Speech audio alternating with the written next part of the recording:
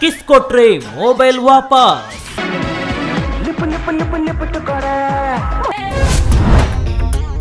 ಖಾಸಗಿ ಬಸ್ನಲ್ಲಿ ಯುವತಿಗೆ ಕಿರುಕುಳ.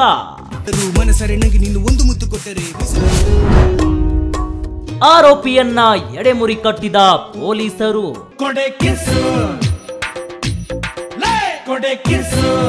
ವೀಕ್ಷಕರೇ, ಪ್ರಯಾಣಿಕರು ಸಾಮಾನ್ಯವಾಗಿ ಬಸ್ನಲ್ಲಿ ಪ್ರಯಾಣಿಸುವುದು ಅದೊಂಥರ ಸುಲಭವಾಗಿಬಿಟ್ಟಿದೆ. ಯಾಕಂದ್ರೆ ರಾತ್ರಿಯಲ್ಲಿ ಬಸ್ ಹತ್ತಿದ್ರೆ ಬೆಳಗ್ಗೆ ಅಷ್ಟರಲ್ಲಿ ನಮ್ಮೂರಲ್ಲಿ ಇರುತ್ತೇವೆ ಎಂಬ ಒಂದು ಕಾರಣಕ್ಕೆ ಖಾಸಗಿ ಬಸ್ಗಳ ಮೊರೆ ಹೋಗಿದ್ದಾರೆ. ಆದರೆ ಈಗ ಅದೇ ಖಾಸಗಿ ಬಸ್ ಒಂದರಲ್ಲಿ ನಡೆದಿರುವ ಯುವತಿಗೆ ಕಿರುಕುಳ ಕೊಟ್ಟಿರುವ ಘಟನೆ ಬೆಳಕಿಗೆ ಬಂದಿದೆ.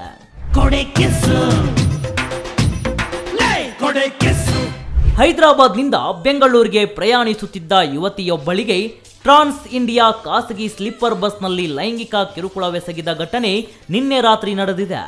ಆರೋಪಿಗಳಾದ ಬಸ್ ಕಂಡಕ್ಟರ್ ಆರಿಫ್ ಮತ್ತು ಡ್ರೈವರ್ನನ್ನು ಪೊಲೀಸರು ವಶಕ್ಕೆ ಪಡೆದಿದ್ದಾರೆ.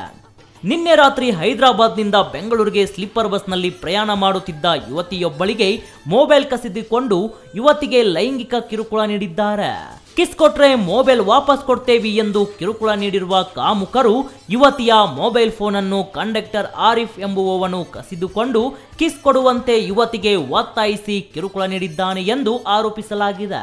ಈ ವೇಳೆ ಡ್ರೈವರ್ ಕೂಡ ಈ ಕೃತ್ಯದಲ್ಲಿ ಭಾಗಿಯಾಗಿದ್ದ ಎನ್ನಲಾಗ್ತಾ ಇದ್ದು, ಘಟನೆಯಿಂದ ಆಘಾತಗೊಂಡ ಯುವತಿ ಮೊಬೈಲ್ ವಾಪಸ್ ಪಡೆದ ಬಳಿಕ ತನ್ನ ಕುಟುಂಬಸ್ಥರಿಗೆ ಫೋನ್ ಮೂಲಕ ಮಾಹಿತಿ ನೀಡಿದ್ದಾರೆ. ಈ ಘಟನೆ ಮಾಹಿತಿ ತಿಳಿಯುತ್ತಿದ್ದಂತೆ ಕೋಪಗೊಂಡ ಯುವತಿಯ ಕುಟುಂಬಸ್ಥರು ಚಾಲುಕ್ಯ ಸರ್ಕಲ್ ಬಳಿ ಬಸ್ ಅಡ್ಡಗಟ್ಟಿ ನಿಲ್ಲಿಸಿದ್ದಾರೆ. ಬಳಿಕ ಆರೋಪಿಗಳಾದ ಕಂಡಕ್ಟರ್ ಮತ್ತು ಡ್ರೈವರ್ಗಳನ್ನ ಹೊರಗೆಳೆದು ಬಟ್ಟೆ ಬಿಚ್ಚಿ ಥಳಿಸಿದ್ದು, ಬಳಿಕ ಇಬ್ಬರನ್ನು ವಿಧಾನಸೌಧ ಠಾಣೆಯ ಪೊಲೀಸರಿಗೆ ಒಪ್ಪಿಸಿದ್ದಾರೆ. ಪೊಲೀಸರು ಪ್ರಕರಣವನ್ನ ದಾಖಲಿಸಿಕೊಂಡು ತನಿಖೆಯನ್ನ ಕೈಗೊಂಡಿದ್ದಾರೆ.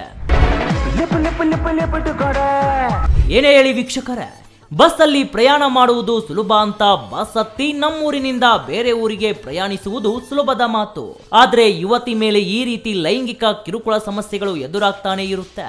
ಸೊ ಇದಕ್ಕೆ ಖಾಸಗಿ ಬಸ್ಗಳ ಮಾಲೀಕರು ಕಡಿವಾಣ ಹಾಕುತ್ತಾರಾ ಇಲ್ಲವಾ ಎಂದು ಕಾದ್ ನೋಡಬೇಕು. Harisha Jappa, speed news Kannada, Bengaluru.